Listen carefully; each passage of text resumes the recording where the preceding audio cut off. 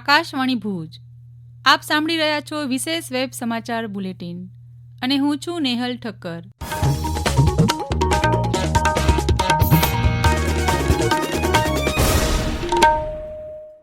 નમસ્કાર. દેશમાં જનધન બચત ખાતા સહિત 60 કરોડ બેંક ખાતા ધારકો પાસેથી કોઈ સેવા ફી એટલે કે સર્વિસ ચાર્જ વસૂલ કરવામાં નહીં આવે.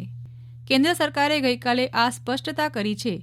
જાહેર ક્ષેત્રની કેટલીક બેંકો તેમના સર્વિસ ચાર્જમાં વધારો કરી રહી હોવાના પ્રસાર માધ્યમોમાં આવી રહેલા સમાચારના સંદર્ભમાં આ સ્પષ્ટતા કરાઈ છે. નાણાં મંત્રાલયે વધુમાં જણાવ્યું છે કે બેંક ઓફ બરોડાએ આ મહિનાથી સર્વિસ ચાર્જ વિનાના રોકડ ઉપાડ અને જમા કરાવવાના નિયમોમાં કેટલાક ફેરફાર કર્યા છે. તે અનુસાર દર મહિને રોકડ વ્યવહારની મર્યાદા 5થી ઘટાડીને 3 કરવામાં આવી છે. મંત્રાલય મુજબ બેંક ઓફ બરોડાએ જણાવ્યું છે કે કોવિડ-19ની વર્તમાન પરિસ્થિતિને ધ્યાને રાખી આ ફેરફાર પાછો ખેંચવામાં આવ્યો છે. જાહેર ક્ષેત્રની કોઈ અન્ય બેંકોએ અત્યારે કોઈ ફીમાં વધારો કર્યો નથી. ભારતીય રિઝર્વ બેંકની સૂચના મુજબ જાહેર ક્ષેત્રની બેંકો સહિત તમામ બેંકોએ પોતાની સેવાઓ માટે યોગ્ય પારદર્શી અને નિષ્પક્ષ રીતે ફી વધારી છે. મંત્રાલયે જણાવ્યું છે કે સાર્વજનિક ક્ષેત્રની અન્ય બેંકો દ્વારા કોવિડ મહામારીને ધ્યાને રાખી નજીકના ભવિષ્યમાં સેવા ફી વધારવાનો કોઈ પ્રસ્તાવ નથી. કોરોના મહામારીના કારણે હસ્તકળાના કારીગરોના ધંધા રોજગારને વ્યાપક નુકસાન થયું હતું.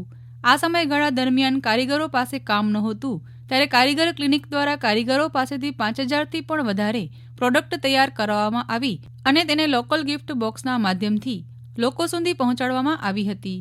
લોકલ ગિફ્ટ બોક્સમાં કચ્છની અલગ અલગ કળાનો સમન્વય જોવા મળશે.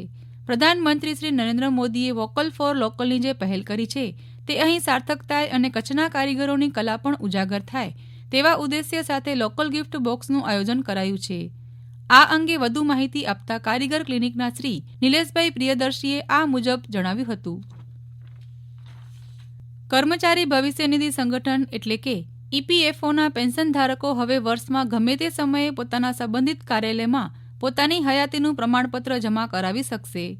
આ અંગે માહિતી આપતા ભવિષ્ય નિધિ કમિશનર આલોક યાદવે જણાવ્યું હતું કે દર વર્ષે નવેમ્બર અને ડિસેમ્બર મહિનામાં પેન્શન ધારકોની હયાતીનું પ્રમાણપત્ર જમા કરાવવામાં થતી ભીડને રોકવા આ નિર્ણય લેવામાં આવ્યો છે.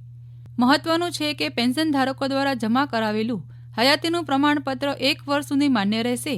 પેન્શન ધારકો હયાતીનું પ્રમાણપત્ર પોતાના સંબંધિત કાર્યાલય અથવા પોતાનું ખાતું હોય તે બેંકમાં પણ જમા કરાવી શકશે. કેન્દ્ર સરકારે ગુજરાત સહિત 15 રાજ્યોમાં હવાની ગુણવત્તા સુધારવાની કામગીરી હાથ ધરવા પ્રથમ તબક્કામાં 22 અબજ રૂપિયા છૂટા કર્યા છે.